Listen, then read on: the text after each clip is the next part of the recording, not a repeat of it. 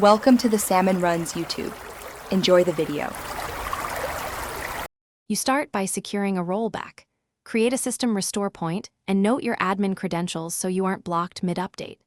Next, confirm your OS and architecture. That ensures you pick compatible drivers. While you work, open Device Manager and run a quick hardware scan to list devices with exclamation marks.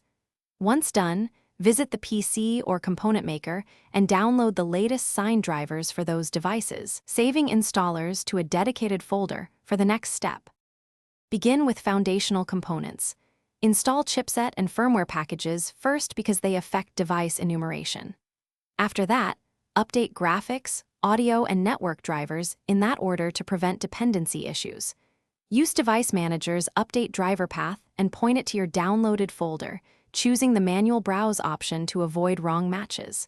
When vendor auto-detect tools exist, run them as administrator. They often identify firmware and driver bundles.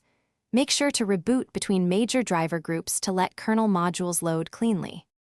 Finish by rebooting and checking Device Manager for any remaining warnings. Test monitors, audio, and network to confirm functionality.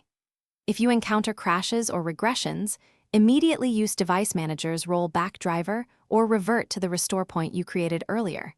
That's faster than chasing partial fixes.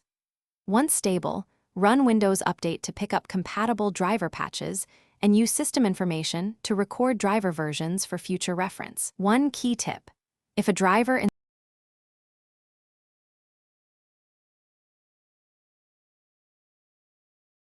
Thanks for watching. Consider subscribing if we helped you.